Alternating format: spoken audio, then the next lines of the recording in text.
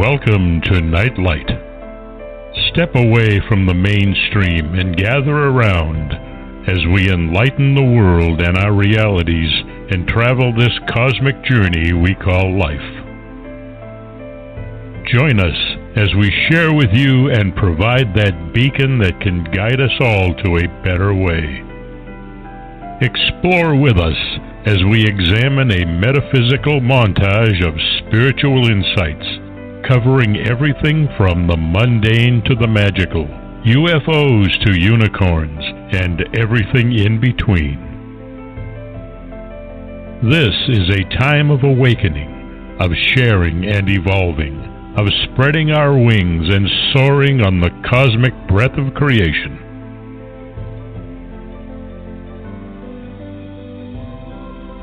Come and join with other light-minded spirits as we weave our lights together to seek understanding, enlightenment, and, with a little luck, some wisdom.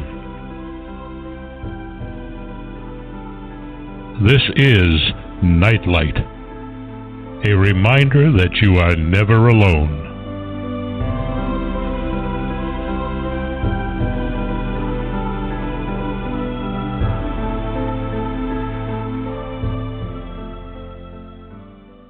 Good evening, everybody, and thank you so much for sharing your evening with us. We so greatly appreciate it. I want to thank Ken Quiethawk for his great intro. Check him out on the internet. He's a native storyteller, and the magic that he has to share with humanity is profound. Check out another wonderful way of preserving history and cosmology and educating, all in the form of a magical story that is carried through time. But tonight, since this is Solaris' show, we are going to continue our study of the Emerald Tablets, and we're going to be looking into, yet again, this is our third show on this topic, and we're going through a book on the Emerald Tablets, and they were written by Thoth, who is the Egyptian god of writing, magic, wisdom, and the moon. And the tablets hold great wisdom for those who have eyes to see and ears to hear, for those who will look not only at the words but what they carry and the magic that they have within them. So, that said, welcome to your show, Solaris. Well, thank you, Barbara, and thank you for joining me tonight. This is always very fun to go through the Emerald Tablets with you. Oh, absolutely. And you know, it's funny. The preface to the book, actually, I guess we should tell people it's translation and interpretation by Dr. Durrell. Again, a man who is dead, so if I've mispronounced his name, he's not going to haunt me, but I believe it's Durrell. Anyhow, it's a book that has not only his interpretation, but then it has the explanation of what it's written, and it is so much more informative for me. I had read the tablets, the initial interpretation, but to have his additional remarks makes it so much. There's so much more to see, to hear, to learn, to gestate in the writing there. That it's phenomenal to go through it again and again and again, because I always learn something. Mhm. I do too. It definitely puts your mind in another state of consciousness and opens up another doorway with more information. And I do like his interpolation of some of the information there too that I don't think about. So it's very, very awesome. Well, we're going through an amazing time of transformation, and that's what this book is all about. Mhm. So exactly. So it sort of brings a greater perspective on the times that we're going through, of the journey that we're going through, while our reality is in turmoil in many different ways and places. This book kind of explains how one can work with that transformational process and energy and open ourselves to a greater sense of understanding of the cosmos and the journey that we're on. Mhm. I totally agree. It expands for certain. And it's nice to recalibrate, so to speak, to the higher self, to aspects of the true field of perception versus just the programs of the day. So I think this is an excellent way to calibrate to the new frontier, which is really the old frontier to some degree. Oh, gosh, yeah. And the fact, actually, that this was your idea, and it was a great idea. I am finding that having somebody to talk to about this stuff gives you a greater depth and perception of what it is that's going on. When you're all alone and you read it, the words are there, and you think you understand them, but to have someone else to bounce stuff off of is even a more exciting process, because then I think there's greater understanding. Oh, I agree, definitely. And plus, both of us are very attuned to different fields of energy, so it's kind of nice to watch it formulate. Yeah. I know. I told you I kind of go into a little trance there, so you have to kind of pull me out of it if I do. But you do a great job. Well, hey, you've got a lot of stuff that I don't have, so I'm so appreciative of the wisdom that you bring to the table, and it's really kind of fun to watch your mind work at the same time. I know last time we went around and about on in one of them he was talking about right angles and flows, and going back and forth between us, we figured out it was the flow of energy within creation. And when there were stops and starts, there was a stopping of the energetic. And I mean, we figured that out ourselves, but it took both of us going back and forth for a while before something became clear. Right. So I just want people to understand that everybody will have a different interpretation of this, and everybody's right. So, it's not a matter of there's a right and a wrong. It's just whatever anybody gets out of this is what's right. And Dr. Durrell says in an intro someplace to some of his material that if you read it 100 times, it will start to work within your consciousness. And I do believe that. I do believe I totally agree. There is, you're planting seeds, you're cultivating them. You may not totally understand the words, and yet as they're repeated, they become clearer and clearer to a higher level of your consciousness, and that will filter down into the lower levels of your consciousness so you can actually understand a lot better. So absolutely. We are a service here. Definitely. And for those of you who have listened to the first two shows, we've been able to go through 8 of the different tablets, and if you go back and you re-listen to them, the tablets themselves are not written in chronological order, so he jumps all over the place, but the material is fascinating. So I encourage people to go back and listen to the first 2 shows, and or get the book and follow along with us, and then add your 2 bits to the discussion that follows us.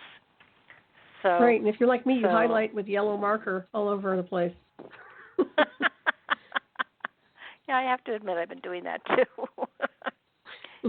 It does make your books not sellable if you want to sell them afterwards, though. I keep them though. Oh.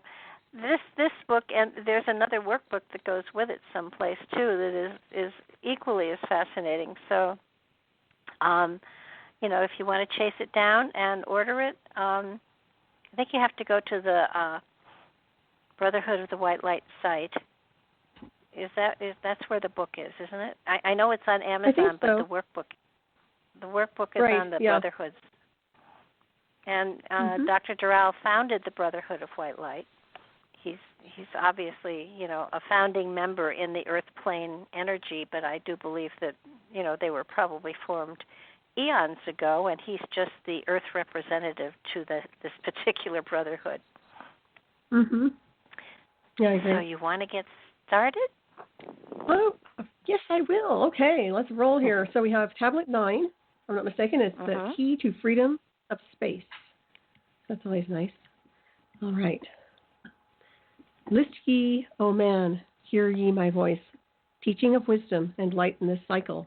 teaching ye how to banish the darkness, teaching ye how to bring light in thy life.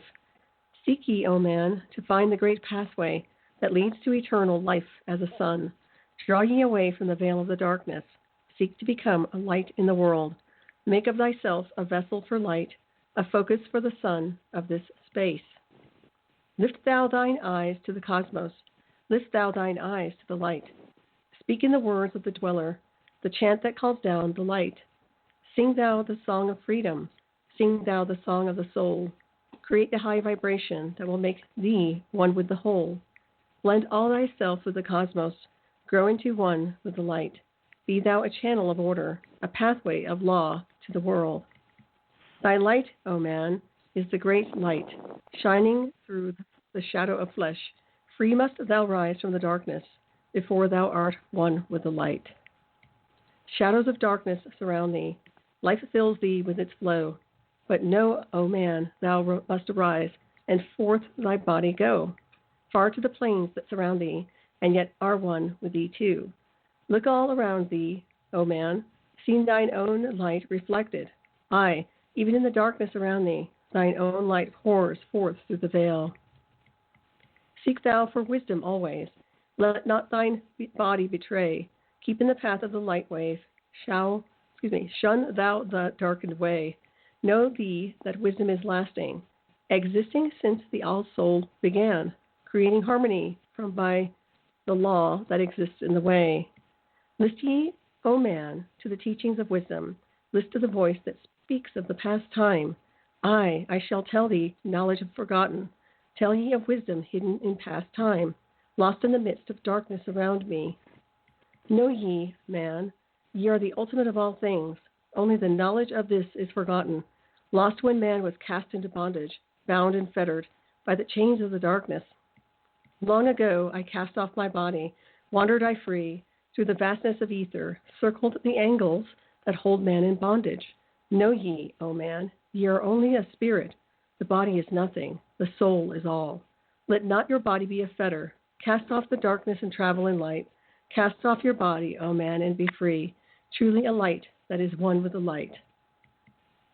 When ye are free from the fetters of darkness, and travel in space as the son of the light, then ye shall know that space is not boundless, but truly bounded by angles and curves. Know ye, O man, that all that exists is only an aspect of greater things yet to come. Matter is fluid and flows like a stream, constantly changing from one thing to another. All through the ages has knowledge existed, never been changed, though buried in darkness, never been lost, though forgotten by man. Know ye that throughout the space that ye dwell in are others as great as your own, interlaced through the heart of your matter, yet separate in space of their own. Once in a time long forgotten, I both opened the doorway, penetrated into other spaces, and learned of the secrets concealed. Deep in the essence of matter are many mysteries concealed. 9 are the interlocked dimensions, and 9 are the cycles of space. 9 are the diffusions of consciousness, and 9 are the worlds within worlds. 9 are the lords of the cycles that come from above and below. Space is filled with concealed ones, for space is divided by time. Seek ye the key to the time-space, and ye shall unlock the gate.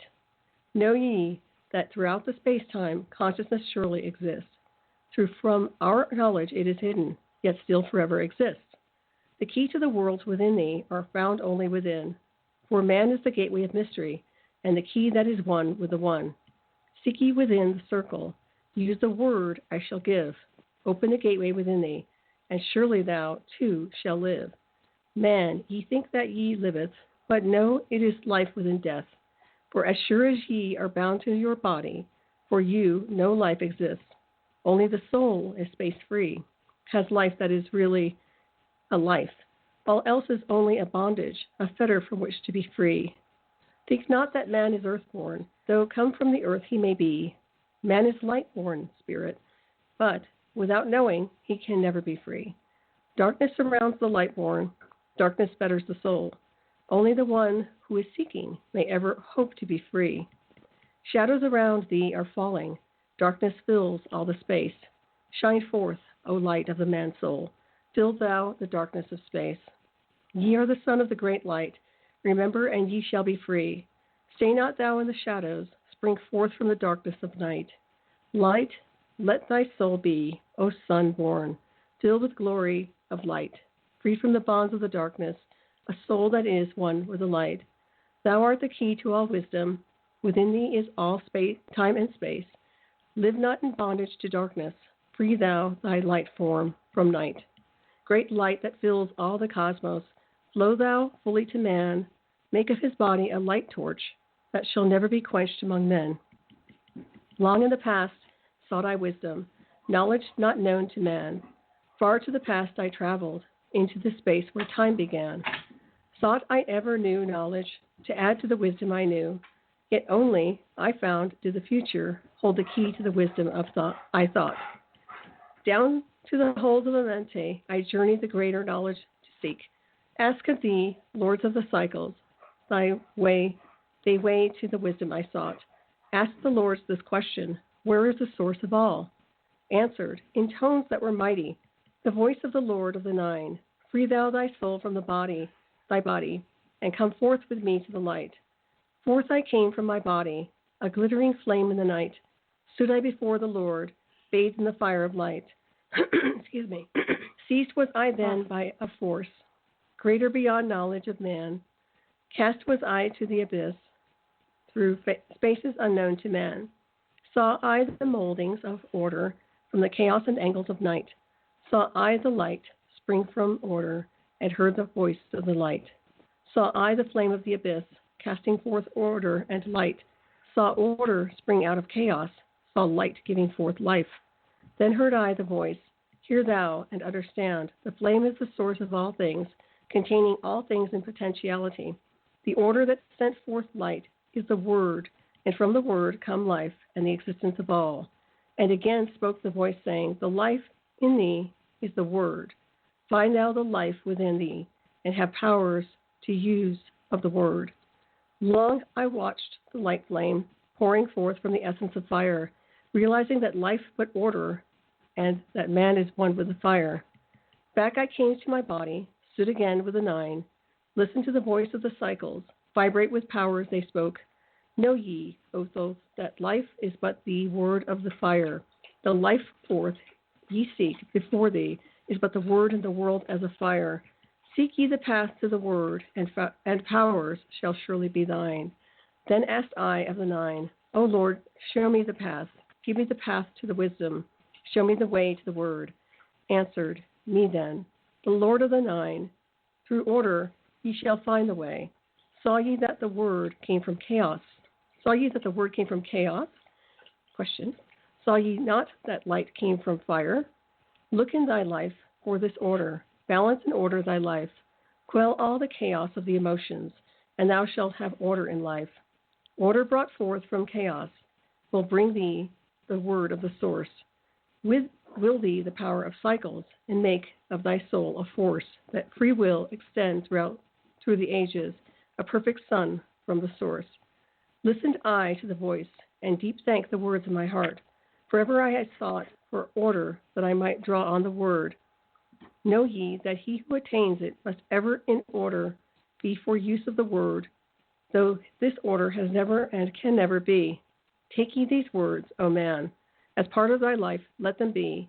Seek thee to conquer this world, and one with the word thou shalt be. Put forth thy effort in gaining light on the pathway of life. Seek to the one with the sun state. Seek to be solely the light. Hold thou thy thought on the oneness of light with the body of man. Know that all is order from chaos, born into light. A lot of material there. Yeah, definitely. It's a lot of data. It didn't tell you the word. Yeah, I know. It's what's up with that? Where is the word? I mean, the word. I mean, you go to the Bible. Mm-hmm. It's the word, but they don't tell you what word. That's interesting, isn't it? I get the light part. I get the part about our spirit is in the body, and the body will go back to the earth and whatever, and the spirit will move on. I got that, and so many people forget that we are a spirit on a human journey, not the human on a spiritual journey. Those are easy words, but to actually embrace them is a whole nother story. It speaks constantly of the light, and I get that. So what is the light? Is the light the source of all creation? And it takes it to a flame. It takes it from a light to a flame, and that's unusual. So what is the flame? That's a good question. The spirit, the soul. Light is the illumination of spirit. I mean, it's very interesting how that formulates. And also the 9. I don't know if we talked about the 9 before. To me, it always reminds me of our solar system and just the perimeter of what's going on in space time. Yeah, 9 seems to, for a long time the number was 7. 7 chords, 7 chakras, 7, 7, 7, 7. Now it's into the 9s, and I get that. I don't believe, at least to this point, that he has named what the 9 lords were lords of. Has he, or did he at one point? I know some of them were named. I don't recall, but then again, I kind of go in between worlds. I'd have to reread it. And of course, if the listeners can, if they have any answers on that too, I'm happy to hear from you as well. Oh, absolutely. But I don't recall. Yeah. I don't think that he has. And okay, so there are 9 lords, but there's not. This is what I find interesting. There are 9 lords, but there's no overlord. There's no chief lord. There's no. They appear to all be balanced, so that there is no overall authority, so that in the realms he's talking about, there is not the kind of society that we have here. That you have your governments, your politicians, your all of that stuff. But I think what really he hammers at, recognizing the fact that you are a spirit, not a human being so much. You are a spirit on a journey, that seeking the light is important. And for those people who are not, who don't have the buzzwords of the spiritual stuff and everything, it's basically looking for the light represents goodness and sincerity and honesty and truth and all of the wonderful positives there are out there, love, so that following in the light means being enlightened, means having light in your body. And we all have light body energy. We all have it. It's a matter of experiencing it, embracing it, and bringing it into full radiance within our life. So, agreed. How does one follow the light? It's not like there are street lights. That would be too cool. But it's every step you take, every choice you make, every decision you make. Is it done with enlightenment, or is it done with a grounded, a part of you that is so grounded in this physical reality you've lost sight of where you came from? Maybe that's what it is. It kind of sounds like that. I think that following the light is also your inner spirit, your higher consciousness, and your connection to creation, whatever that is, at the highest level. And also, it seems to me like there's always the stream of consciousness in the multiverse where if you attune to that field properly, you can navigate in that realm. And I think that's what he's kind of alluding to some degree. There's also the aspect that he keeps talking about bondage, and tethering, being tethered or whatever, but it's that concept of being held down. And I think that's with the density and also perhaps belief systems. But nonetheless, of course, that's my personal spin on it. But nonetheless, I think that's really, he's made a point that people are really in bondage to some degree. And there's a need to break away and go into the light and go and beyond and go to the higher realms of spirit in order to shed the skin, so to speak. Well, I think in one place in something that we've read, I vaguely remember him calling his body a prison of the spirit. And once you break free of the prison of the spirit, shed your your earthly coil, so to speak, then you are able to reach into these other aspects of understanding and wisdom and all of that. And that's not suggesting that people commit suicide to go on this journey. It is a journey that we all eventually go on when we're ready, when we've gathered what it is we're supposed to have gathered this lifetime. Mm-hmm. So that Exactly. it's not condoning taking your own evolution in your hands and shedding the coil here on because you get sent right back, to be perfectly honest. Right. But they have a return policy. I think it's also dropping density too, like some of the causal energy, the lower astral debris field. It seems to me like there's a shedding of the skin, not necessarily a death, but the idea behind that is letting go and recalibrating to more of the light body. And it seems like whenever he goes on his journeys, he's obviously in an altered state of consciousness to some degree. At least it appears that way. So the body is still here, yet he's still traversing wherever he's going in consciousness and in multidimensional realms. And I always look at astral projection on that level. It seems to me like that's kind of what's going on. I don't know what your perception is. Well, yeah, he said he shed his body and then he went into the flame, into the light, and then he came back to his body with the wisdom that had been gathered. But the other part that he talks about the word, and he talks about the word a lot. The word I'll give you to there is a word that is to be uttered to be able to get into the hidden chamber where the tablets are. There's a word that has to be uttered, and that my feeling is that it's not really a word, because a word could be mispronounced.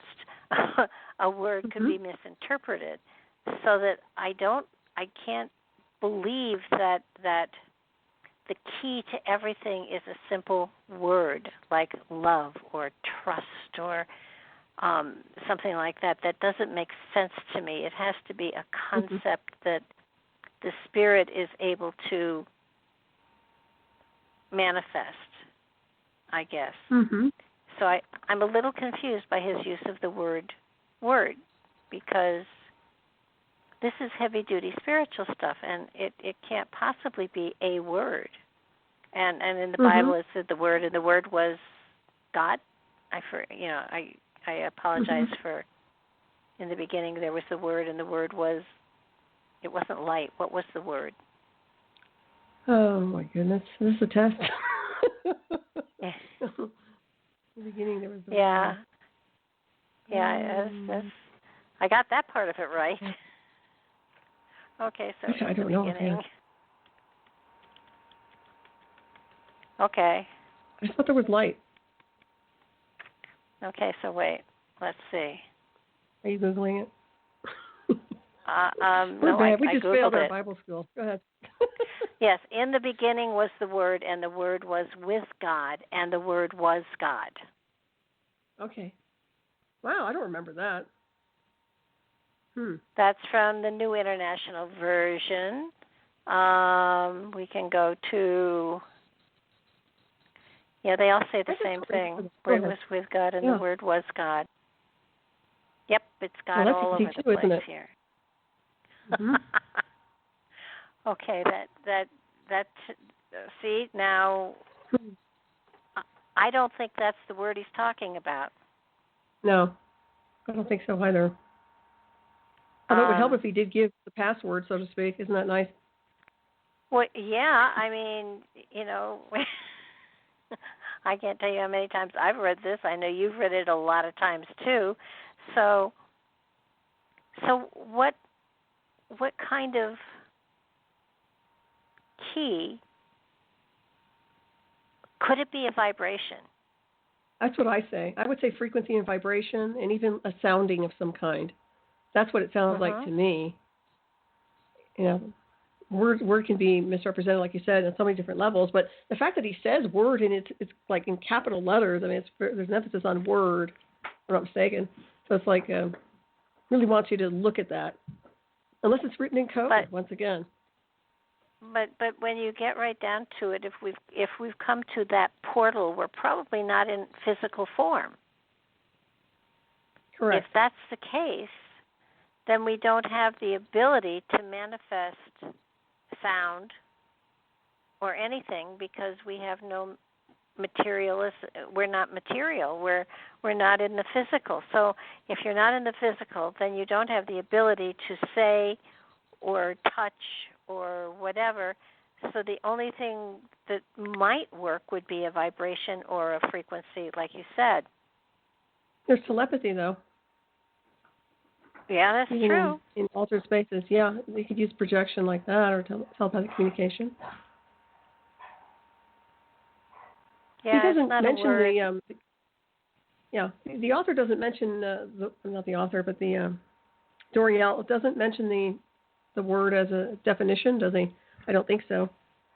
No, it's just there in capital letters, and and he's WORDD. Nope. No, it's and of course God backwards is dog, and that's not it. So,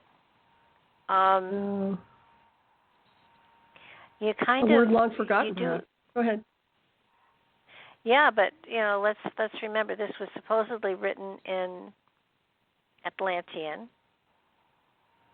and then Dr. Durrell translated it from Atlantean to English. So I'm wondering is there an Atlantean dictionary out there? Well, I'm going to get one if there is. I'd like to see their version of an Atlantean dictionary. I was wondering if it's light, because he puts a lot of emphasis on light everywhere. Yeah. That's the word. And you're just supposed to figure it out. Everything is light with him, so it seems like a probable, if he was talking about a word, it seems like that might be one. It's an interesting thought because, all right, so you got this, and of course, Thoth goes back thousands of years. So even if there was a word, even if it was Egyptian, well, it can't be Egyptian because he just went and brought the people of Chem into the, he just brought them forward in time as far as culture and stuff. So it wouldn't be Egyptian. It would have to be, I would think, Atlantean. You're in another dimension when you're in a Menti. It's not in this dimension. It's another dimension. So it would probably have to have something to do with that dimension. And, of course, we have no knowledge of it unless we've traveled there. Interesting.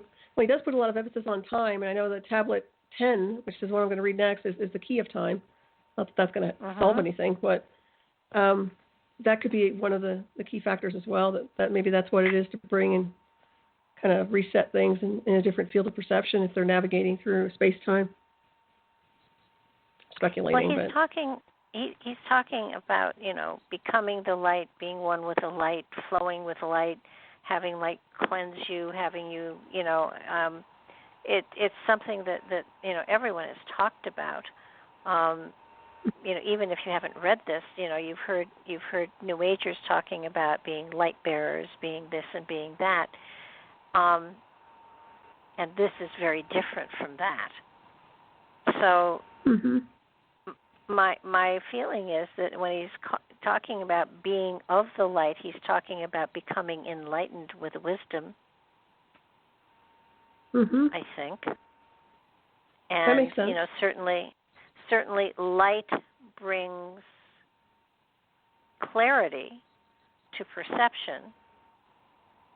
And you shine a light on something, so it'd be easier if there were a light switch. That's your brain. Flick the switch, will you? It's like the riddle of the Sphinx to some degree. I mean, there's something in there that's multi-layered. You keep saying the word, and you say the word I gave you, but he didn't give us the word. Unless it's later on, but I don't recall it yet. I would have remembered. Well, this was the 11th No, this was the 10th. What? 9th? The 10th tablet. Oh. There are only 2 more tablets. No, that was the 9th tablet we just read. I just read. Was that the 9th? Okay. Yeah, because number 10 is the key of time, which I haven't read yet. Yeah, okay. So I'm kind of wondering if he's going to give us the word. But he just, he keeps talking about it, it seems to me. And the word is so often it's in bold print. Mhm. Yeah. We are shown that the true word is order. Ah, here it is. Where? We are. Where did you find it? Page 50. Page 50. Okay, let me look. It's in the translation thing. We are shown that the true word is order, which changes all disorder into its own likeness. The life in man is a manifestation of order and therefore a key to the word. If you can realize the full meaning of the passage, you have the key to the lost word. Wow. Life is an expression of the order which proceeds forth from the absolute fire of the torchbearer. We are thus again shown that the word is order and harmony. The path to the word lies in ordering your life to the chaos is eliminated, so the chaos is eliminated from it. Man is lost from the word because he has allowed disorder and chaos to rule his life. Every effort put forth, every conquest of disorder brings us closer to the word, order. Interesting. Order out of chaos. All we had to do was read the translation. I'm glad you noticed that. It is in the book. Oh, my goodness.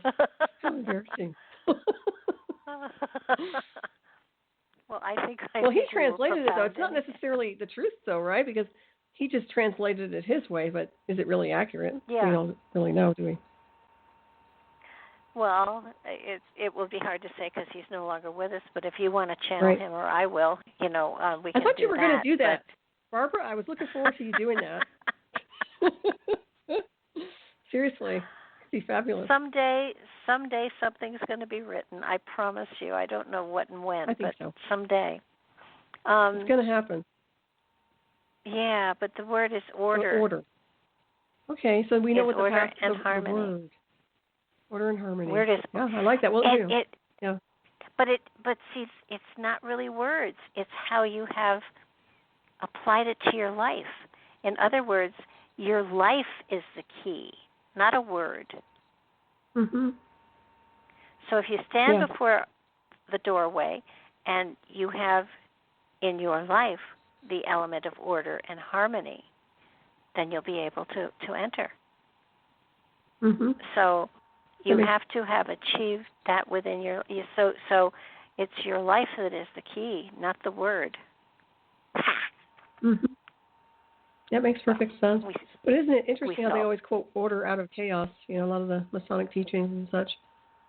They do. Yeah. And it's important. Mm-hmm. I mean, there is chaos. You wake up in the morning, there's chaos. Have you made your bed? Nope, it's chaos. I mean, it's in the little ways and the big ways. And maybe it's in perception of, my life is in order. There may be chaos around me, but inside of me is order and harmony. Right. Centered, peaceful. Yeah, I see that. Yep. That makes sense. I'm glad you found that part. I am too. At least a listener isn't going to call up and say, "Hey, dummy, read the translation." Well, I could. Mine doesn't. Well, I'm actually looking online right now because I don't have. My book is right here, but it doesn't have the translation to the right. But that's okay. Okay. I have my book next to me, so I can dive in there next time. That'll be good. Yeah, well, take your yellow pen to page 50. I'm going to do that. It's probably highlighted on me. I probably did it when I was in an altered space of consciousness. I don't even remember. Well, it goes like that. I think that it's good to struggle with what's the word. It's good to be frustrated that it's not there, and it's nice that, if you actually read the translation, he does answer that question, which is so very important. So I agree. I apologize to all of the thoughts I put forward, saying, "Well, tell us what the dang word is," because that makes it easier, but it doesn't. It makes it harder. Mhm. Because it's not something we have to utter; it's something we have to become. Right. Yep. Have everything in order. So we Travel become light. the key. Yeah. Wow. All righty. That's good. All right. So we have tablet 10. Are we ready to go there? Yeah. The key of time. Okay. Well, let's dive into this one. No more passwords. Let's see what. Okay. List ye, O man, take of my wisdom, learn of his deep hidden mysteries of space, learn of the thought that grew in the abyss, bringing order and harmony in space. Know ye, O man, that all exists, has being only because of the law. Know ye the law, and ye shall be free. Never be bound by the fetters of night. Far through strange spaces have I journeyed into the depth of the abyss of time, until in the end all was revealed. Now ye, that mystery is only a mystery, when it is knowledge unknown to man. When ye have plumbed the heart of all mystery, knowledge and wisdom will surely be thine. Seek ye and learn that time is the secret, whereby ye may be free of this space. Long have I, wisdom, sought wisdom, I, and shall seek of eternity's end. For know that ever before me receding shall move the goal I seek to attain. Even the lords of the cycles know that not yet have they reached the goal. For with all of their wisdom, they know that truth ever grows. Once in a past time, I spoke to the dweller, asked of the mystery of time and space, asked him the question that surged in my being, saying, O Master, what is time? Then to me spoke he, the Master, Know ye, O Thoth, in the beginning there was void and nothingness, a timeless, spaceless, nothingness. And into the nothingness came a thought, purposeful, all-pervading, and it filled the void. There existed no matter, only force, a movement, a vortex or vibration of the purposeful thought that filled the void. And I questioned the Master, saying, Was this thought eternal? And answered me the dweller, saying, In the beginning there was eternal thought, and for thought to be eternal, time must exist. So into the all-pervading thought grew the law of time. Time, which exists through all space, floating in a smooth, rhythmic movement that is eternally in a state of fixation. Time changes not, but all things change in time, for time is the force that holds events separate, each in its own proper place. Time is not in motion, but ye move through time as your consciousness moves from one event to another. I, by time yet, exist, all in all, an eternal one existence. Know ye that even though in the time ye are separate, ye are still one in all times existent.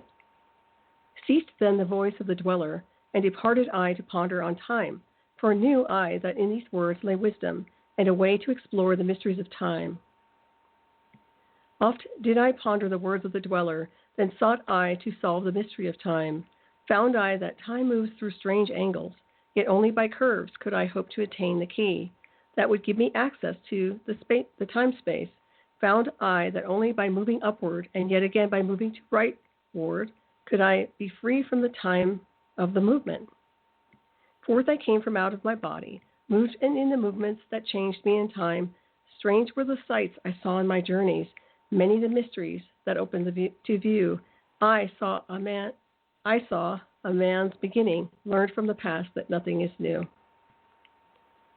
Seek ye, O man, to learn the pathway that leads through the spaces that are formed in time.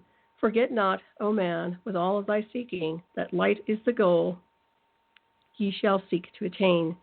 Search ye for the light on the pathway, and ever for thee the goal shall endure. Let not thine heart turn ever to darkness. Light let shine soul be a sun on the way. Know ye that eternal brightness ye shall ever find thy soul hidden light, never fettered by bondage or darkness. Ever it shines forth a sun of the light. I know, though hidden in darkness, your soul, a spark of the true flame, exists. Be ye one with the greatest of all lights. Find at the source the end of thy goal. Light is life, for without the great light, nothing can ever exist. Know ye that in all formed matter, the heart of light always exists. I, even though bound in the darkness, inherent light always exists. Once I stood in the halls of Amente and heard the voices of the lords of Amente, saying in tones that rang through the silence, words of power, mighty and potent. Chanted they the song of the cycles, the words that opened the path to beyond. I saw the great path opened and looked for the instant into the beyond. Saw I the movements of the cycles, vast as the thought of the source could convey. Knew I then, even infinity is moving on to some unthinkable end. Saw I that the cosmos is order and part of a movement that extends to all space, a party of an order of orders, constantly moving in a harmony of space. Saw I the wheeling of cycles, like vast circles across the sky. Knew I then that all that has been is growing to meet yet another being in a far-off grouping of space and of time. Knew I then that in words are power to open the planes that are hidden from man. I, that even in words lies hidden the key that will open above and below. Hark ye, now man, this word I leave with thee. Use it, and ye shall find power in its sound. Say ye the word, Zinuru, and power ye shall find. Must ye understand that man is of light, and light is of man. List ye, O man, and hear a mystery, stranger than all that lies neath the sun. Know ye, O man, that all space is filled by worlds within worlds, I, one within the other, yet separate by law. Once in my search for deep-buried wisdom, I opened the door that bars them from man, called I from the other planes of being, one who was fairer than the daughters of men. I called her from out of the spaces, to shine as a light in the world of men. Used I the drum of the serpent, wore I the robe of the purple and gold. Placed on my head, the crown of silver, around me the circle of cinnabar shone. Raised I my arms and cried the invocation that opens the path to the plains beyond. That cried to the lords of the signs in their houses, lords of the two horizons, watchers of the treble gates. Stand ye, one at the right and one at the left, as the star rises to his throne and rules over his sign. I, thou dark prince of Arulu, open the gates of the dim, hidden land and release her whom ye keep imprisoned. Hear ye, dark lords and shining ones, and by their secret names, names which I know and can pronounce, hear ye and obey my will. Lit I then with flame my circle, and called her in the space plains beyond. Daughter of light, return from Arulu. 7 times and 7 times have I passed through the fire. Food I have not eaten, water have I not drunk. I call thee from Arulu, from the realm of Ekershigal. I summon thee, Lady of Light. Then before me rose the dark figures, the figures of the lords of Arulu. Parted they before me, and forth came the Lady of Light. Free was she now from the lords of the night, free to live in the light of the earth sun, free to live as a child of the light. Hear ye and listen, O my children. Magic is knowledge and only is law. Be not afraid of the power within thee, for it follows law as the stars in the sky. Excuse me. Know ye that to be without knowledge, wisdom is magic and not of the law. But know ye that ever ye, by your knowledge, can approach closer to a place in the sun. List ye, my children, follow my teaching. Be ye ever seeker of light. Shine in the world of men all around thee, a light on the path that shall shine among men. Follow ye and learn of my magic. Know that all force is thine if thou wilt. Fear not the path that leads thee to knowledge, but rather shun ye the dark road. Light is thine, O man, for the taking. Cast off the fetters, and thou shalt be free. Know ye that that a soul is living in bondage, fettered by fears that hold ye in thrall. Open thy eyes and see the great sunlight. Be not afraid, for all is thine own. Fear is the lord of the dark Arulu, to he who never faced the dark fear. I know that fear has existence, created by those who are bound by their fears. Shake off thy bondage, O children, and walk in the light of the glorious day. Never turn thy thoughts to the darkness, and surely ye shall be one with the light. Man is only what he believeth, a brother of darkness or child of the light. Come though into the light, my children. Walk in the pathway that leads to the sun. Hark ye now, and listen to the wisdom. Use thou the word I have given unto thee. Use it, and surely thou shalt find power and wisdom and light to walk in the way. Seek thee and find the key I have given, and ever shalt thou be a child of the light. Okay. Very pretty.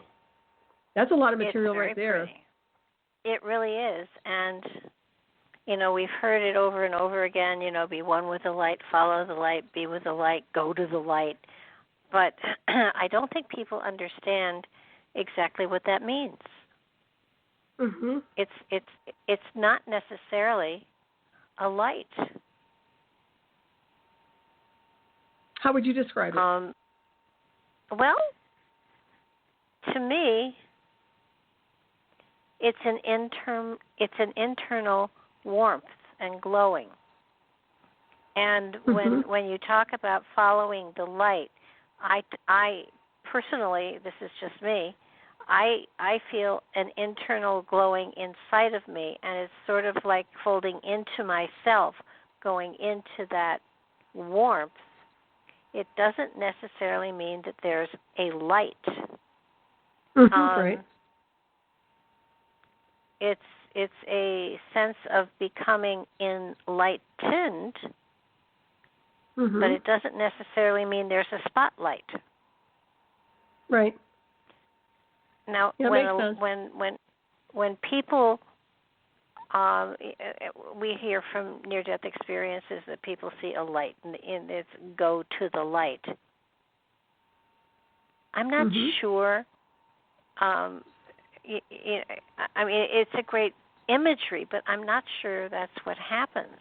I think that when our essence becomes enlightened enough to pass over, that there may be a radiance that emanates from us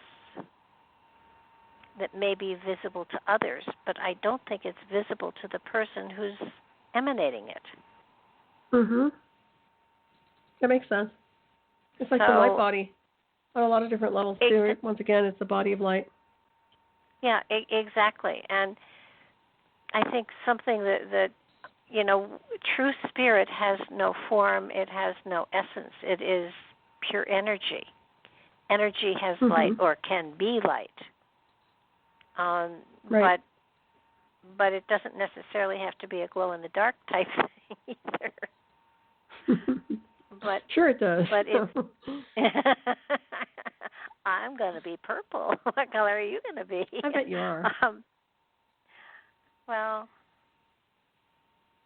I like purple. Well, what's interesting, too, he puts a lot of emphasis, once again, on time. He's always putting emphasis on time, and, that's interesting, because to me, time creates a boundary to some degree. And I also see light as in love, too, in a sense. That's throughout, when you follow the light, so to speak, you become more enlightened in a sense of love and healing and centering and being one with the universe. And that's usually a very peaceful, blissful feeling. At least it has been for me when I get into that mode. So that's what I'm looking at as well when he's describing some of this. And I think it's just about transcendence to some degree. Definitely. Yeah, I can. And sometimes in the cartoons when somebody gets an idea, the light bulb goes on. So it's sort of like to be enlightened is to have greater wisdom, to have greater understanding. And I want to go back to the time thing too, because it's often been said, not by me but by others, that time is an invention of man.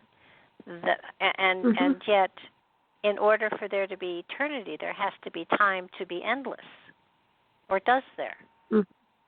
See, I've always looked at time as a benchmark of measure. I've always seen it as a construct that was kind of compartmentalized to some degree on this world.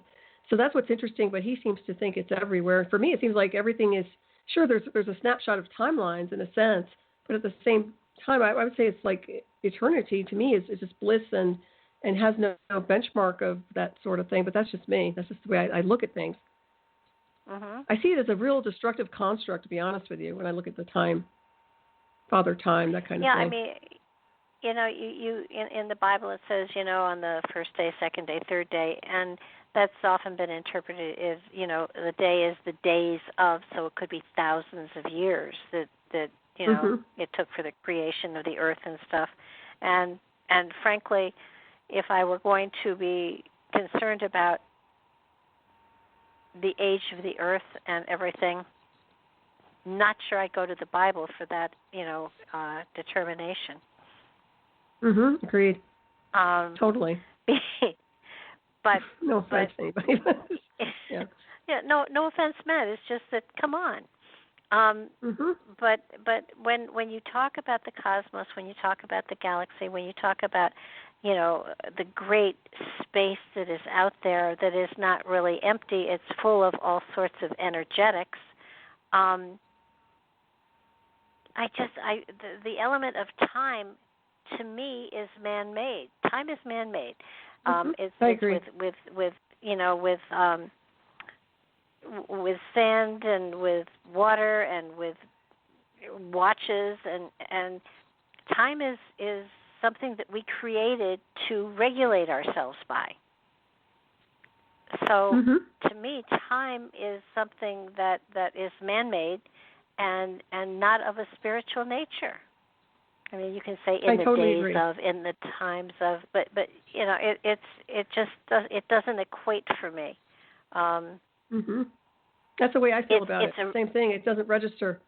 Not when you're working with the nebulous aspects of the consciousness and multiverse. It just doesn't seem to fit into the equation. That's what I mean by the cycle of repetition is driven by time to some degree. The repeating of things, and it seems like everything here is a repetition.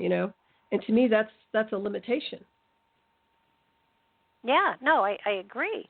And when you look at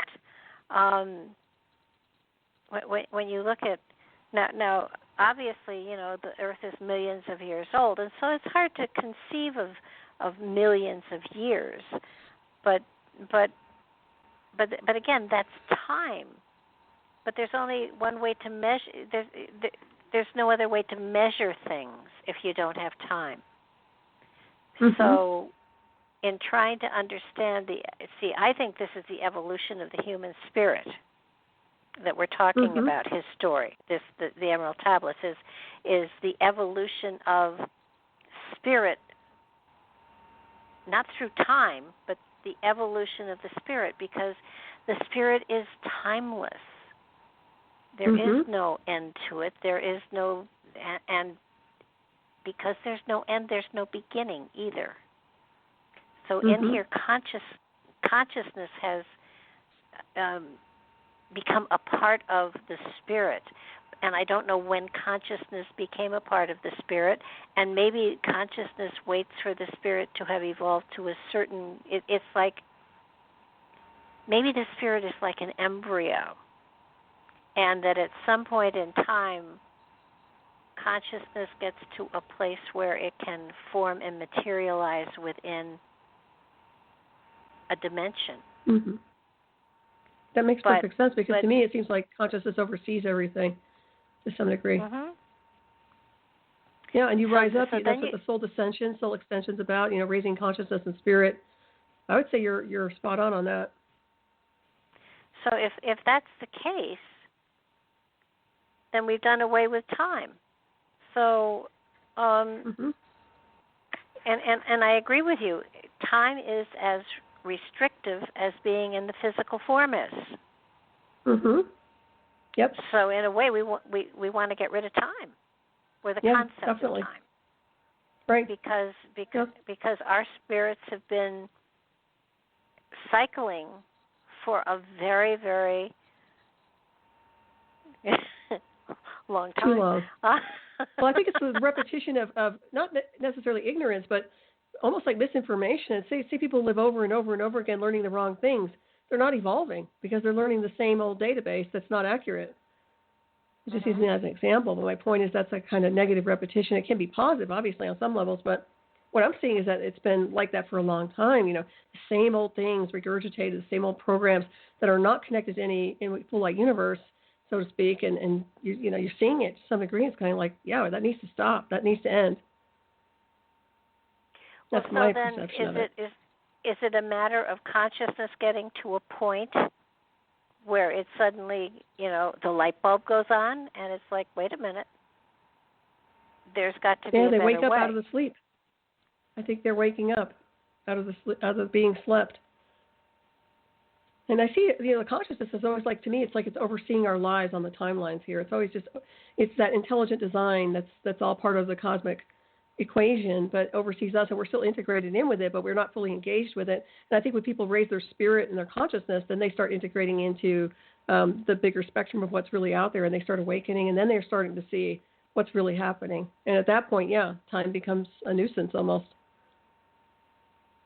Well, and I think the other thing is that everything has its own rhythm. Every spirit has its own rhythm, and some will become enlightened before others and whatever, but there's no right or wrong. It's a matter of what's your rhythm and what is appropriate this lifetime, and we go forward. So that there's, there are people that will point and say, well, so-and-so is not as evolved as I am, and, I do believe there are people that do that. Excuse me. Mm-hmm. And so I think if somebody says that, it just means that they are not as evolved as the other person, because the other person isn't looking at comparative evolution. They're looking at where their soul is and what's the rhythm that they need to be resonating to and flowing with. And they may all be flowing to a light. See, I think everybody has a different light they're following too. Mm-hmm. I do too.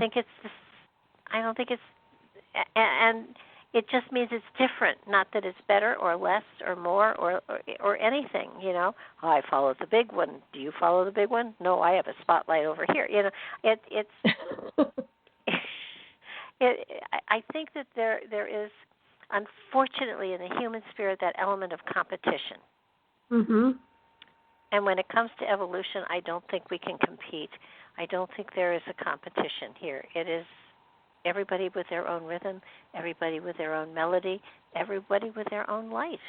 I mean, we all have a light within us. We all have a seed of the infinite, whoever and whatever that is. But in us is that ember, that spark, and if we choose to fuel it with our actions and our wisdoms and everything, then our lights become brighter and brighter, and we go through this life and next and next and next and next until we have truly become illuminated, or an essence of luminescence. Mm-hmm. And then I don't know what happens, but I'll let you know when I get there. Mm-hmm. I'm still pulling on the spark real hard, trying to get it to glow. Oh, you're glowing. And catch a flame. Oh, you're doing great. But, yeah, it's a progression. There's no doubt about that. Well, to go through this material, and try to understand it, and then bring it into a conscious understanding. And I think you can go through this over and over and over again and come up with different aspects. But I agree with you totally. Time is limiting. There is no time clock ticking. They talk about the time clock ticking for global warming. That's ridiculous. Global warming has happened over the millions of years, over and over and over again, and it will keep its progression no matter what we do, no matter how many cows have gas or not. And, it's just there. It's part of the cycle of the planet. And, can we add to it or detract from it? Probably not a great deal. But politically speaking, it's going to be used as a foil to to manipulate people. But so it's a sense of we don't have a time clock ticking. There is not. We're not in a countdown to Armageddon. I mean, somebody may bomb us all, and we may go back to single cells and evolve again, but that's okay. We've done it before. We'll do it again. It's, it's the way of evolution, I'm afraid. Mhm. Yeah, I think that this configuration is outdated itself, though. I think that at this point, we're really ready to go to a new spectrum. So we'll see what happens. And that doesn't mean, like you said, everybody's making a journey. So however that formulates, it's up to them and their state of consciousness and how they've lived their lives, once again. And I think he makes a good point about this order out of chaos, in a sense of being orderly and understanding what priority is, but also the state of consciousness and being centered in the moment and how to navigate through your awareness, because when you do transfer out or leave this world, you need to be prepared how to make the journey. And I think that's part of being in order. Everything has an order to it. At least that's, I know I'm kind of going back to the other one, the other tablet, but it does kind of correlate to this one too. Oh, absolutely. Order and harmony. I mean, two really, really important parts of the musical piece that we're all a part of. I mean, we're all notes in a concerto. We're all pieces of an amazing puzzle, and without each of us, the cosmos is incomplete. So we all carry. I think that's something else that's really important. We all carry something very special that nobody else has, and often we will never be able to tell exactly what it is. But we all are unique to a point where without us, there is no completion to the universe. So that to look at somebody as unworthy or whatever is a mistake, because everybody has a purpose, everybody has a gift, everybody has talent. We all have the same backpack of tools. It's just that some use them more than others do, and play with them and have fun with them, and then others abuse them. But everybody starts off with the same opening package, beginning package, whatever you want to call it. We all have the same tools, and I think that especially today, it's so important that we recognize that all of us, even those of us who are very materialistically oriented, there is a journey they're on. Everybody's on a journey, and no two are on the same journey, and it's just ludicrous to think that you can change somebody's trajectory or their journey or where they're supposed to be. You can support them, you can love them, you can send them energy, but they're on a journey they're on, and you can't change it. Can't change tracks in the middle of you can't change horses in the middle of a stream, the whole thing. So the enlightenment, the being, and to say one is enlightened, to say you're on a journey to enlightenment is cool. To say you are enlightened is a scary thing. Because what if you're not? Yeah, that's true. It's based on perception of reality to some degree. Yeah. Well, we create our realities by our perception of it. So, it's he's got a lot of tremendous information here, and to pick it apart and to try to understand it. Although I have to agree with you, we have to disagree with him on time. Yeah, I don't agree with the time thing at all. Yeah. Well, let's also understand that this material was written 100 years ago. Yeah, we'll cut him some slack then. 100 years ago. I'm going to have a visitor tonight. I know it. Well, you keep him occupied. I don't need that. Oh gosh, no. All is well. I would hope that every now and then he checks in on how his work is being either honored or not so. Mm-hmm. And I would think that quite possibly we have given him a good laugh now and then here, and we may be on his agenda for when we cross over. So let's talk about time. Yeah, no kidding. Well, it's a good point you make there. Well, it's permeating through multidimensional space. I mean, what are the chances of us getting together and reading about this, as old as it is, and discussing it on this timeline right now? That's pretty interesting in its own. Well, yeah. I think, frankly, it's time for, as we said even before the show, the Pillars of Enoch and the Keys of mm-hmm. It was the Keys of Enoch? Keys of Enoch, right?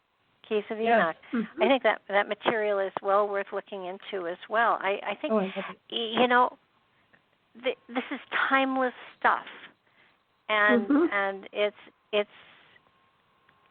if a fable, if a story, if a philosophy has stood the test of time and keeps cycling back generation after generation after generation, there has to be a truth that it will awaken in people each generation that will build upon their own evolution. I mean, things mm-hmm. things don't hang around like this if there isn't a purpose to them. I mean, when you think of the hundreds of thousands of books that are written every year, and some of them become traditional and useful and out there. I can think of two off the bat aside from this one. Manly P. Hall's book has been around for over 100 years. That's almost standard. And the Urantia book. Mm-hmm. Are you familiar with that one? I am, but I've never read that. Everyone keeps telling me I'm supposed to. I should probably read it. Well, I've gotten lost in the introduction 2 or 3 times. Oh, you did? Okay, then I don't feel bad. It's I do totally love the Keys channeled. Of Enoch, though. I really love it. Oh, yeah. Well, I think maybe we should check that one out for the future. But the Urantia book is it's heavy duty channeled material. Anybody who wants to know what channeled material is, pick it up. It's on onion skin paper, and it's been around forever, and it is profoundly written. Manly P. Hall, his book that is out there. It's a big book, and I can't. This something of all ages. I think Wisdom Secret of the Teachings. Ages or something like that. Secret Teachings of all ages. I think. That's beautiful. I love that book. That's a great book to read. Mm-hmm. But the Urantia book is. I think you can get it online. Check it out online. If you go to Sacred Texts, I'm pretty sure it's on that. It's on that site. But there is material that has stood the test of time. Certainly the Bible, but there are other books that just keep coming up and getting popular again and popular again. And I think we have to do the Keys of Enoch at some point in time. I do too, and I have that one, and I love that book dearly. So I'm happy to go into that one. Okay, I've got a copy as well. It's highlighted to death. Yellow and pink. It's a good one. My goodness. It's very uplifting. Yeah, in my opinion, anyway. Okay. All right. Well, are we ready for the next one? Upliftment is good. Yep. All right. Let's go. So we're on tablet 11, if I'm not mistaken. So we're going right into the key to above and below. All right. Hear ye and list ye, O children of Chem, to the words that I give, that shall bring ye to the light. Ye know, O men, that I knew your fathers, I, your fathers in a time long ago. Deathless have I been through all the ages, living among ye since your knowledge began. Oops, I did that again. Stand by. Leading ye upward to the light of the great soul have I ever striven, drawing ye from out of the darkness of night. Know ye, O people amongst whom I walk, that I, Thoth, have all of the knowledge and all of the wisdom known to man since the ancient days. Keeper have I been of the secrets of the great race. Holder of the key that leads into life, bringer up have I been to ye, O my children, even from the darkness of the ancient days. List ye now to the words of my wisdom. List ye now to the message I bring. Hear ye now the words I give thee, and ye shall be raised from the darkness to light.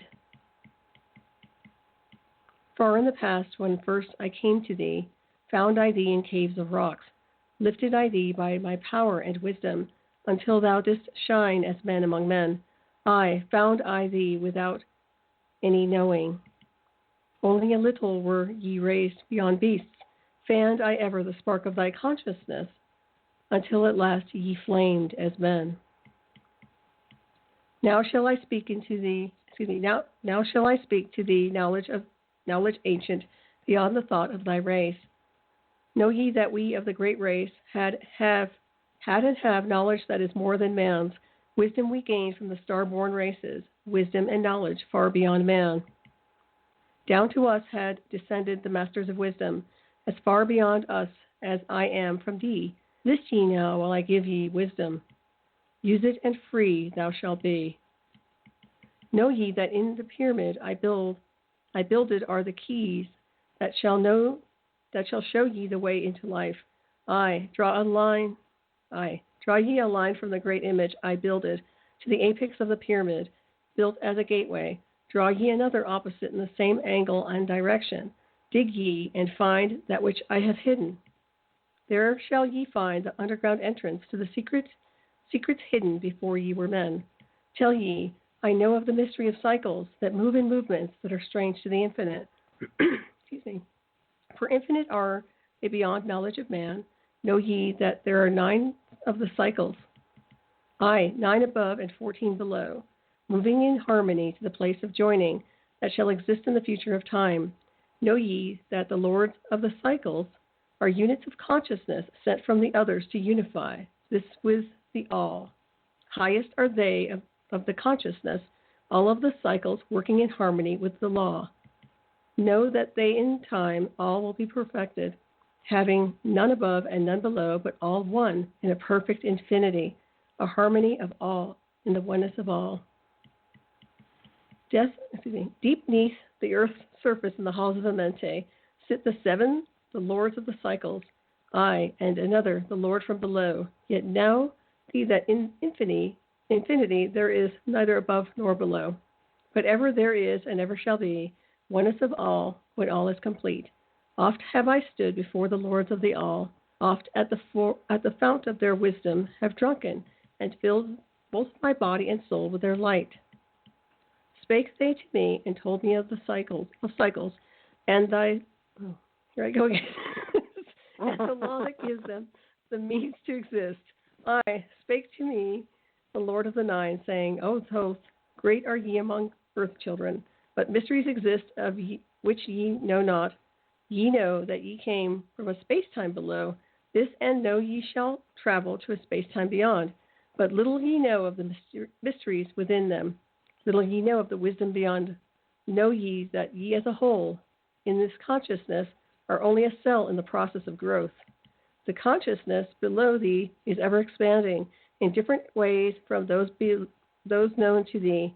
In space-time below thee, is ever growing in ways that are different from those that were part of the ways of thine own.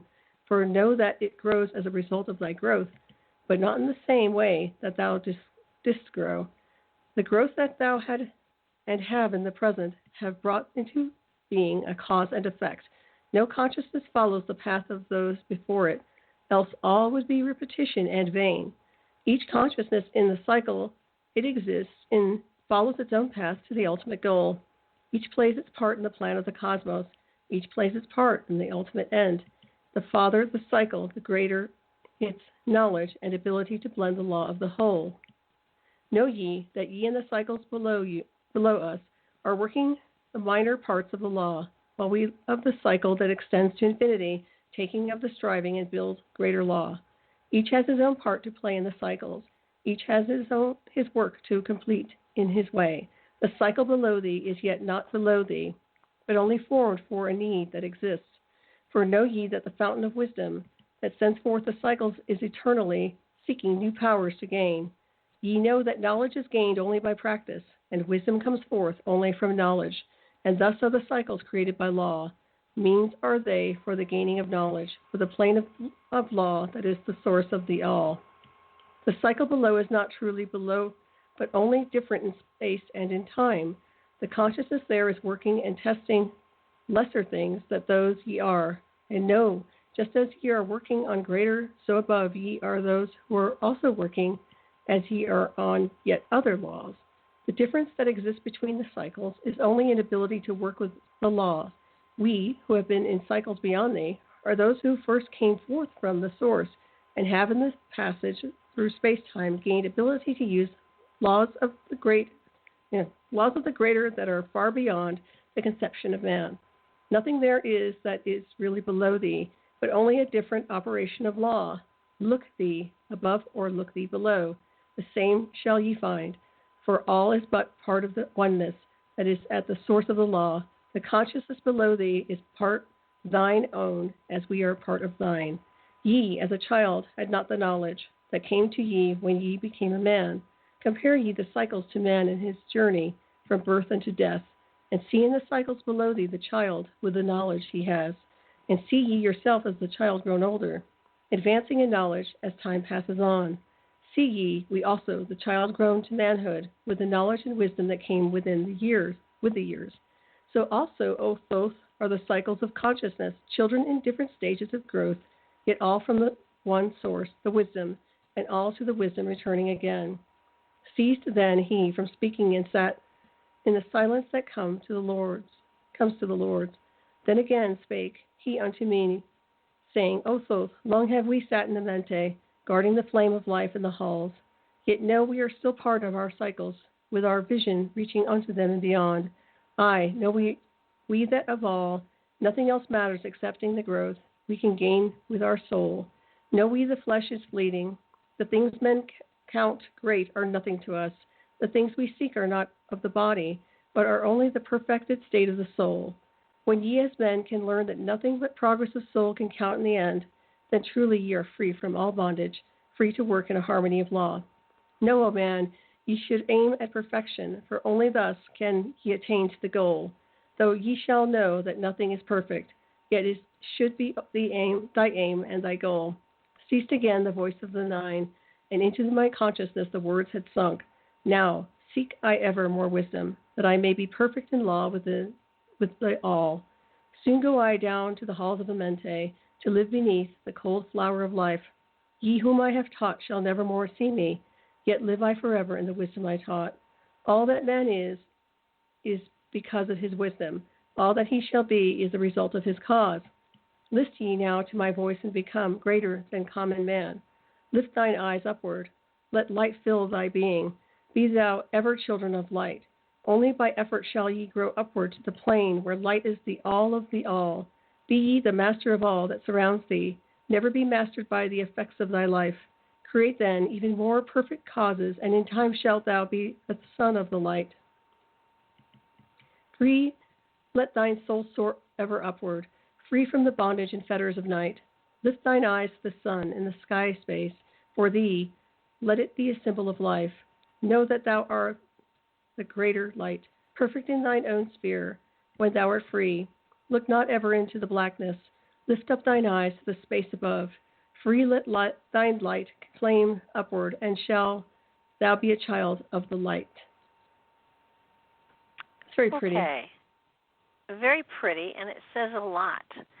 I think what is fascinating, in the very, very beginning of the first tablet, he talked about little men, and maybe it was the first or second one, I forget which led me to wonder if Thoth and his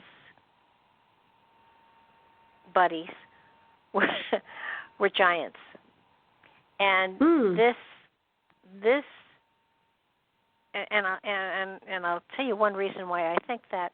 I think that a lot of the statues and monuments in Egypt were life size.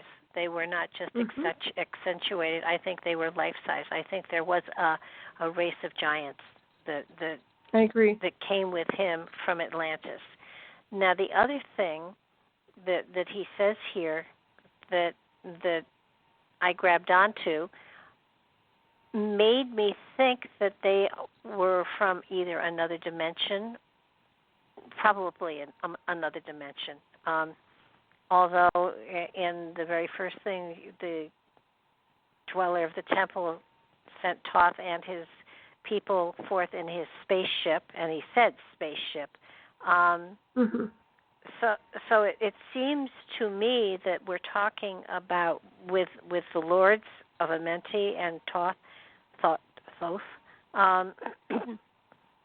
They appear to not be indigenous to this planet. I don't know if you got that feeling or. Yeah, I did totally. Yep. It's almost like they seeded a race then, seeded man's the race of man. Well, they didn't or even upgraded seed it. Well, upgrade, yeah. I mean, he sent them to the barbarians in the land of Chem, and when they landed, he used his staff to freeze them, sort of, so that they could say, you know, we come in peace, we come to teach, we come in love, yada yada. More and more, it sounds almost as though we're talking another race, culture. It sounds right. it sounds as though he, in his journey for wisdom and wonder and everything, you know, this was his part-time job, kind of bringing humanity into a level of consciousness where they could strive to stand on their own among cultures of the stars, so to speak. Yeah, definitely sounds like Space Brothers. Yeah. Yeah, it almost sounds like it's a handbook for survival of higher consciousness, and you know, it's almost like he's pleading with them to, you know, follow these rules. And you know, he never died, according to, you know, he left, but you know, he said he'd be back. Hasn't been back yet, but you know, it's only been, you know, a couple thousand years. But it does make you feel as though there's something else here, and it's almost as though he's almost pleading with humanity to shake off the darkness and come to the light, so to speak. Yeah, I see that too. Definitely. Well, it's like he left a blueprint for everyone.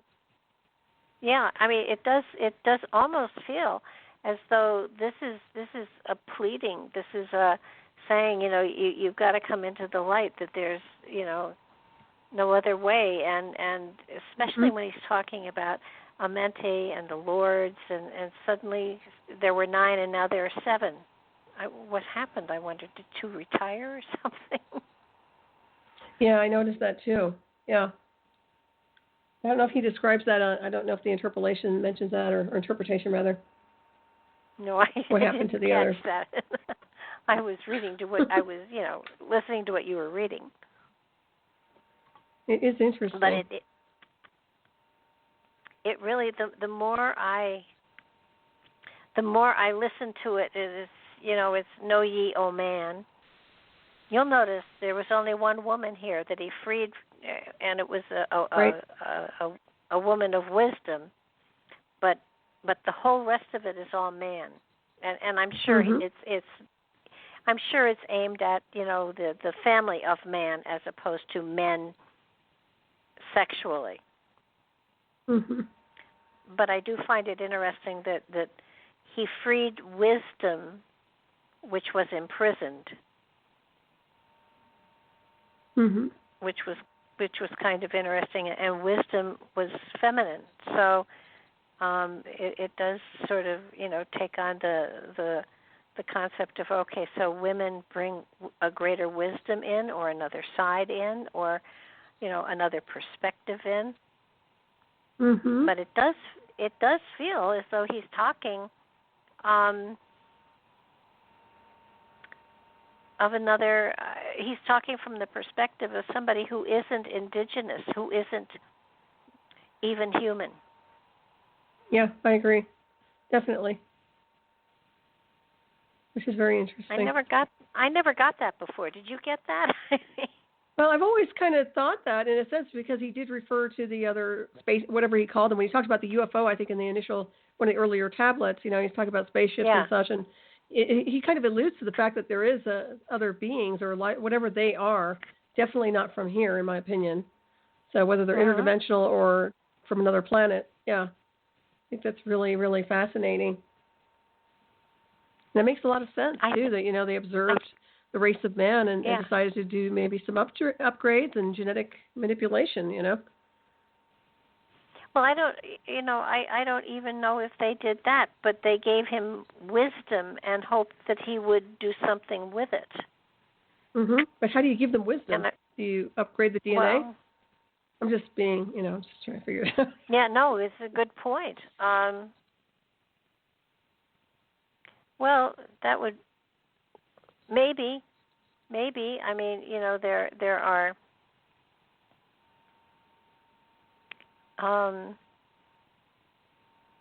Could be because there are different blood types and they don't know where some of them came from. So, not that matters. We at this point we all have a little bit of everybody in us over the thousands and thousands of years of evolution.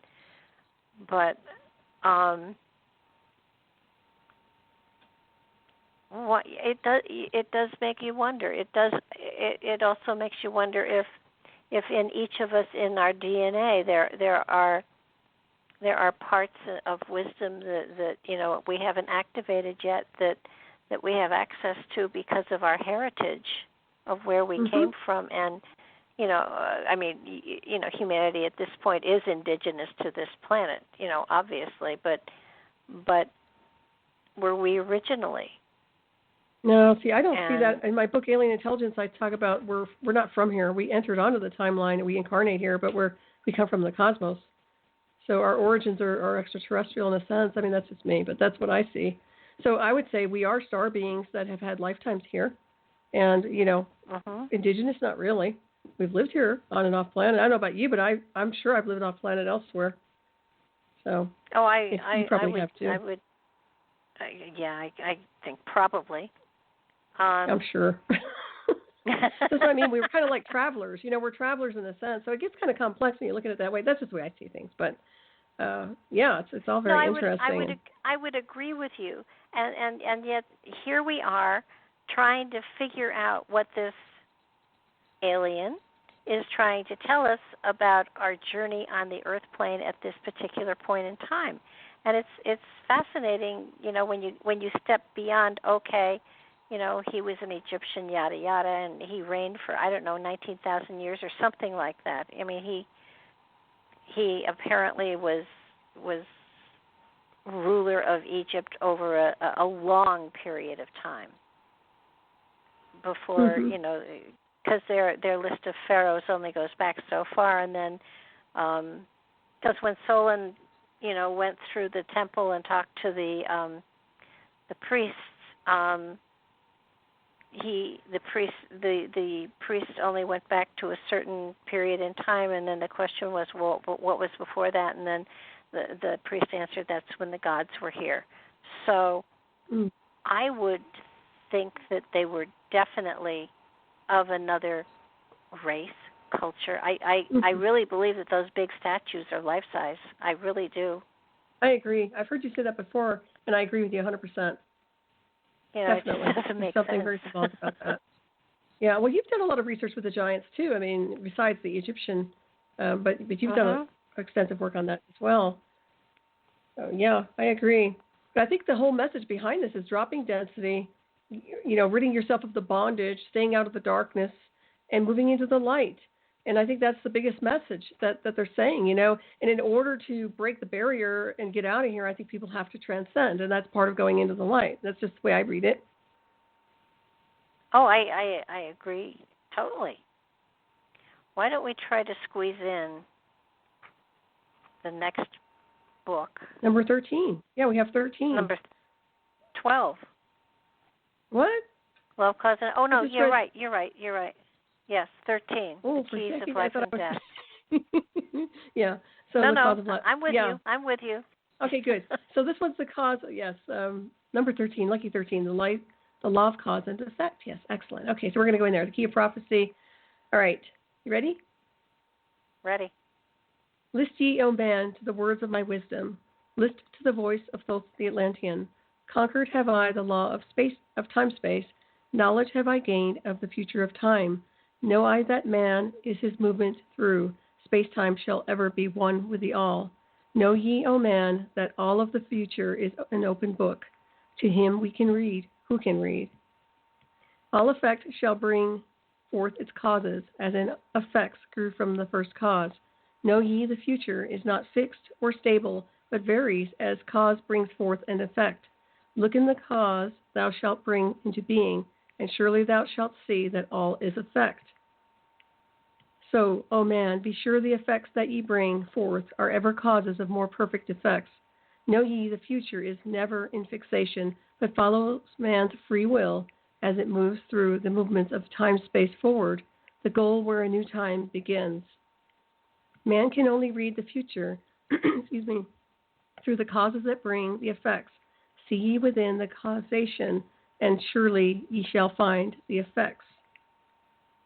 List ye, O man, while I speak of the future, speak of the effect that follows the cause.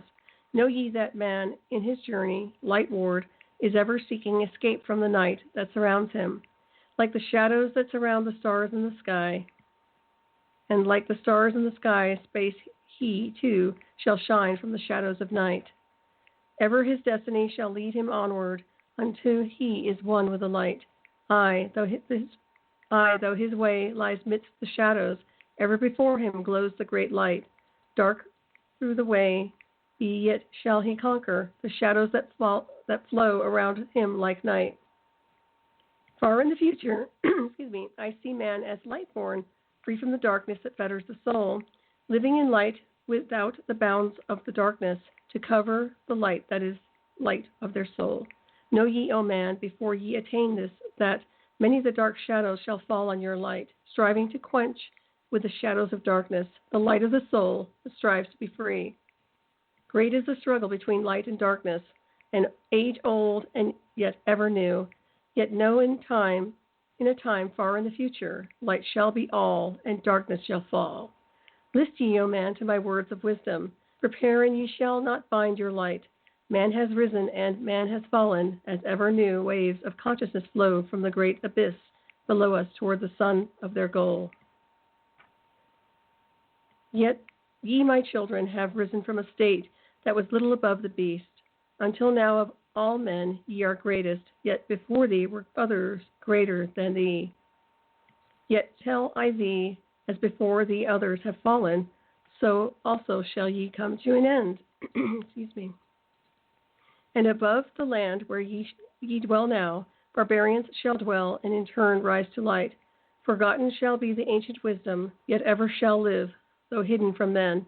Aye, in the land thou callest Chem, races shall rise, and races shall fall. Forgotten shalt thou be of the children of men. Ye shalt have moved to a star space, beyond this living, behind this place where thou hast dwelt. The soul of man moves ever onward, bound not by any one star, but ever moving to the great goal before him, where he is dissolved in the light of the all. Know ye that ye shall ever go onward, moved by the law of cause and effect, until the end both become one. Aye, man, ever ye have gone, others shall move in the places ye lived. Knowledge and wisdom shall all be forgotten, and only a memory of God's shall survive. As I to thee am a God by my knowledge, so ye too shall be gods of the future, because of your knowledge far above theirs. Yet know that all through the ages man shall have access to law when he will. Ages to come shall see revival of wisdom. To those who shall inherit thy place on the star, they shall in turn come into wisdom, and shall learn to banish the darkness by light. Yet greatly must they strive through the ages to bring unto themselves the freedom of light. Then shall there come unto man the great warfare, that shall make the earth tremble and shake in its course. Aye, then shall the dark brothers open the warfare between light and the night. When man again shall conquer the ocean and fly in the air on wings like the birds, when he has learned to harness the lightning, then shall the time of warfare begin. Great shall the battle be twixt the forces, great the warfare of darkness and light. Nation shall rise against nation, using the dark forces to shatter the earth. Weapons of force shall wipe out the earthman until half of the races of men shall be gone.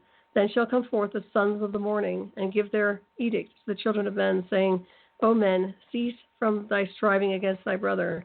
Only thus can ye come to the light.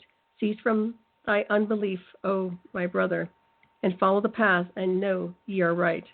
Then shall men cease from their striving, brother against brother, and father against son. Then shall the ancient home of my people rise from its place beneath the dark ocean waves. Then shall the age of light be unfolded, with all men seeking the light of the goal. Then shall the brothers of light rule the people, banished shall be the darkness of night. I, the children of men, shall progress onward and upward to the great goal. Children of light shall they become, flame of the flame shall their souls ever be. Knowledge and wisdom shall be man's in the great age, for he shall approach the eternal flame, the source of all wisdom, place of beginning, that is yet one with the end of all things. I, in a time that is yet unborn, all shall be one, and one shall be all. Man, a perfect flame of this cosmos, shall move forward to a place in the stars. I shall move even from out of the space-time into another beyond the stars. Long have ye listened to me, O my children. Long have ye listened to the wisdom of Thoth. Now I depart from ye into darkness. Now go I to the halls of Amente, there to dwell in the future when light shall come again to man. Yet know ye, my spirit shall ever be with thee, guiding thy feet in the pathway of light. Guard ye the secrets I leave with thee, and surely my spirit will guard thee through life. Keep thine eyes ever on the pathway to wisdom. Keep the light as thy goal evermore. Fetter not thy soul in bondage of darkness. Free, let it wing in its flight to the stars. Now I depart thee to dwell in Amente. Be thou my children in this life and the next. The time will come when ye too shall be deathless, living from age to age, a light among men. Guard ye the entrance to the halls of Amente. Guard ye the secrets I have hidden among ye. Let not the wisdom be cast to barbarians. Secret shall thou keep in for those who seek light now. Depart I. Receive thou my blessing. Take thou my way, and follow the light. Blend thou thy soul in the great essence, one with the great light. Let thy consciousness be. Call thou on me when thou dost need me. Use my name 3 times in a row. Shekete, Erlich, Malmaltus, and forgive me if I mispronounce that. That's so beautiful. You don't speak Atlantean, do you? I'm sorry. Well, I do, yeah, but that's kind of, yeah, that was his prophecy. Beautiful. We still have the 13th thing, too, the keys of life and death, and we don't have time to go into it tonight. We can do it the next time if you want. Or do you sure. think we have time? Probably not. It's up to you. Do you want me to? We only have. Why don't you read it? Because I think we're going to go on to something else too. So. Okay. Why don't you read it? Let me get out of here. Okay. So tablets. The keys. Okay. So I did 13. The keys of life and death, right? Right. This is number 13. Hold on. Am I in the wrong place? The keys of life and death, right? Okay. All right. List ye, O man, hear ye my wisdom. Hear ye the word that shall fill thee with life. Hear ye the word that shall banish the darkness. Hear ye the voice that shall banish the night. Mystery and wisdom have I brought to my children. Knowledge and power descended from old. Now ye not that all shall be opened when ye shall find the oneness of all. One shall ye be with the masters of mystery, conquerors of death and masters of life. Aye, ye shall learn of the flower of Amente, the blossom of life that shines in the halls. In spirit shall ye reach what the halls of Amente, and bring back the wisdom that liveth in light. Know ye the gateway to power is secret. Know ye the gateway to life is through death. Aye, through death, but not as ye know death, but a death that is life, and is fire, and is light. Desireth thou to know the deep, hidden secret? Look in thy heart, where thy knowledge is bound. Know that in thee the secret is hidden, the source of all life, and the source of all death. List ye, O man, while I tell the secret, reveal unto thee the secret of old.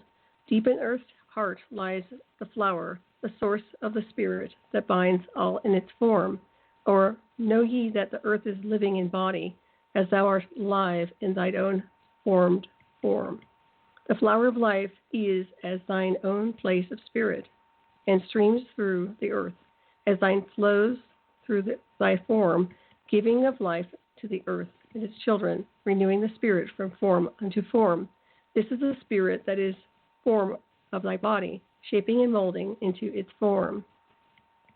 Know ye, O man, that thy form is dual, balanced in polarity while formed in its form. Know that when fast on thee death approaches, it is only because the balance is shaken.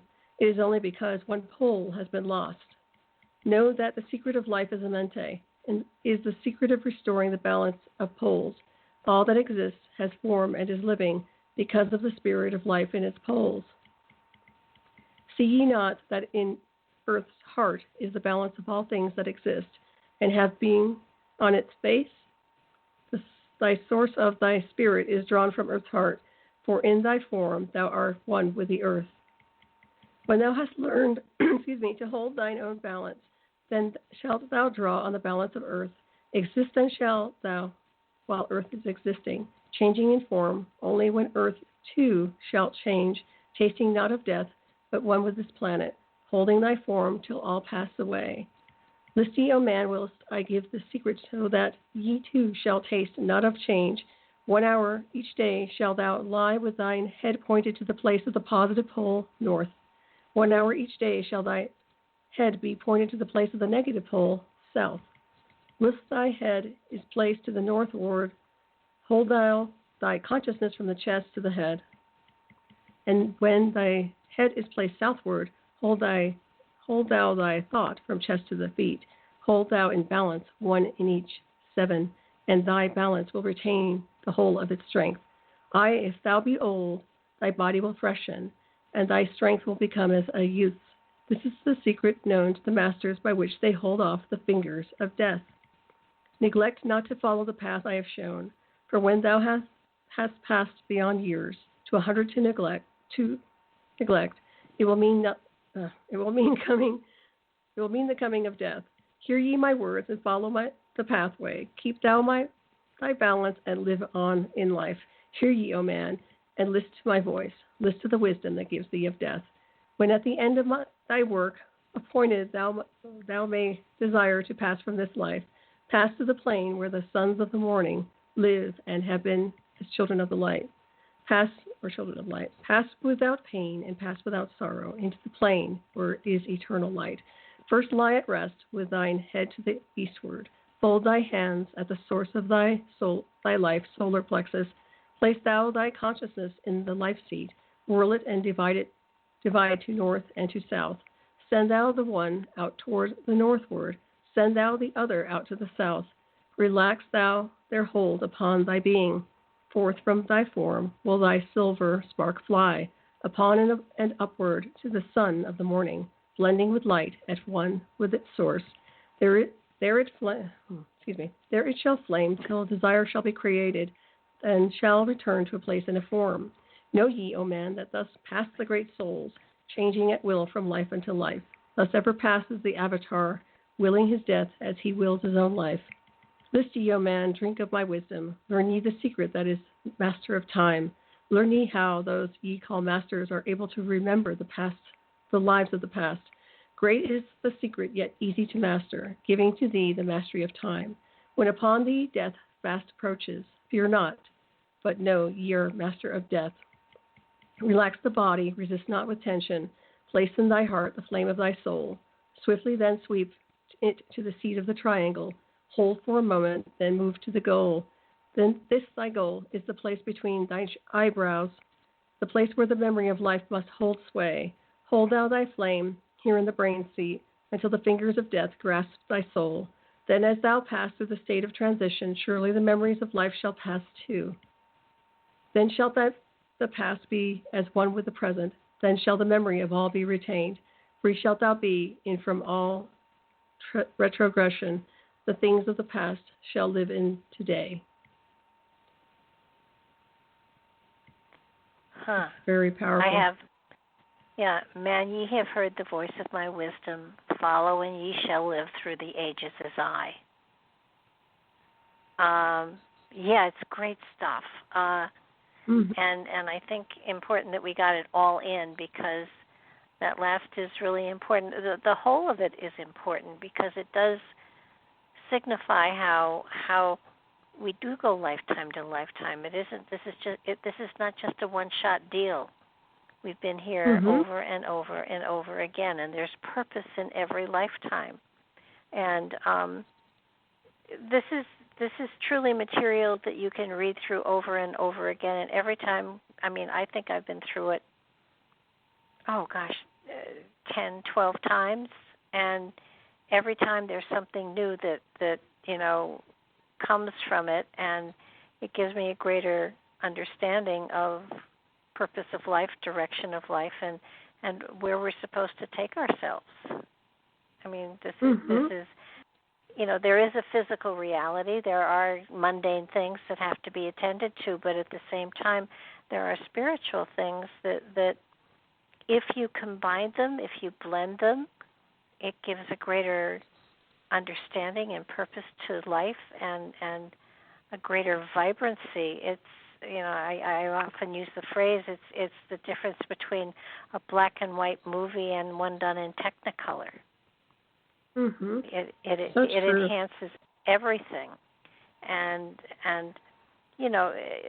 Solaris, you and I are working on transmutation and ascension and all of that, but we're students still, and I think that's the important thing.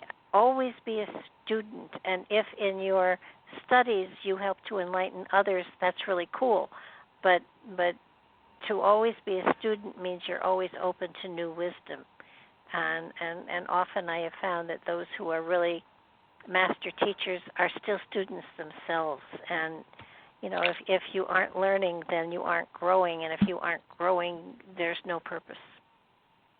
Yes, I think that teachers still evolve and grow and learn. I think they're always students in the illusion of, but I always call it a teacher's teacher. But I was going to tell you, there's still a few more of those tablets.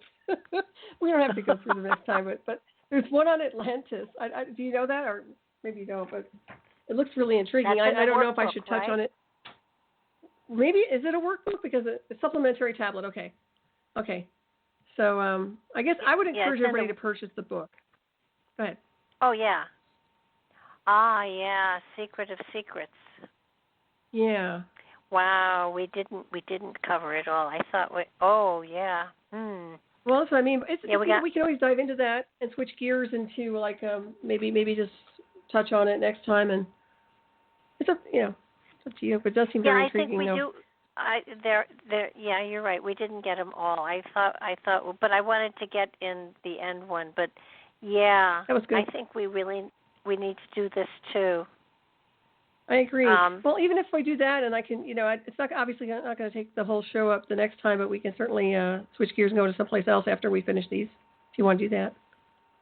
Yeah, I think so. It won't take long. It's a great, and I, like you, I recommend this book. This is it's really good. A special book. It's got great material, and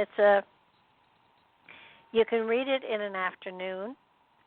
And then you can go through and read it again, and then you can read the interpretation. I suggest highly that people do it in a group, because that opens you up to discussion.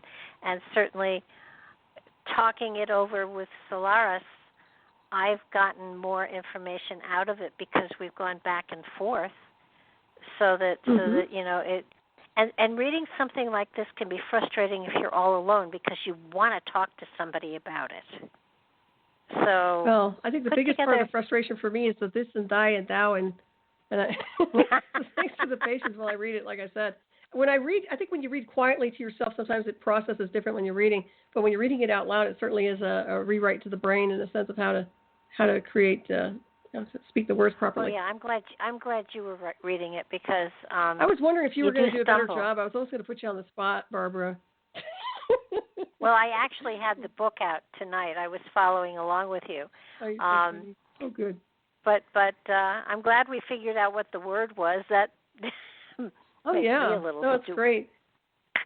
And what's interesting, I mean, there's a lot of, it's very profound on a lot of different levels. Even the idea behind the future of mankind and the fate of man, the battling between darkness and light. I think that's a big deal, and it seems to be eclipsing this timeline. So it's definitely timely read for people to get in there and just kind of dive in, just to absorb some of the information. Absolutely, and I think what I love about it is that there's always something new. There's always, I mean, in I forget where it is in an intro. It's, read it. Every time you read it, it's going to open up more to you, and it does trigger up more. It does trigger more insight inside of you, and expands your own understanding of your own journey, and it will be different for everybody. And so that's why it's cool to do it with someone else, because, I mean, we've had a lot of fun with this, and you're supposed to have fun with learning. That's what makes it. That's what makes it, savable, and that's what expands your consciousness when you have other people you can kind of shift these ideas back and forth with. It's a good study book for sure. Oh, I totally agree, and I appreciate you joining me with this, Barbara, too. It's been fun to work with the Emerald Tablets with you and decode. It's been good, Well, I'm sure we can find other things to study from. Oh, yeah. I mean, if you're up for it, because I know you're no longer producing. Now you're my co-host. No. But it's fun whenever you feel guided, because I love it. It's great, and I do like to bounce the information back and forth. I think that's fun, and it is really good. It does help to look through it. No, I think there are a couple of other things that we could look into that would be beneficial for you and I, and anybody listening, can probably laugh at some of our interpretations or lack thereof. But no, I would love to. I would absolutely. We'll have to talk about it. I think the Keys of Enoch absolutely is something I would love to go into. Me too. All right. I have a marker as well. So excellent. Everybody should have a marker. So we are down to the last seconds. So you wanna tie the show up, and we'll say good night. All right. Well, thank you so much, Barbara. It's been a pleasure to be with you here tonight and discussing the Halls of Amente and the Emerald Tablets. I want to thank everybody for listening. I hope you enjoyed this show tonight, and I hope you purchase a copy of the Emerald Tablets. I think you'll appreciate the information in there when you read it yourself and feel the energy. And thank you, and have a lovely rest of your week.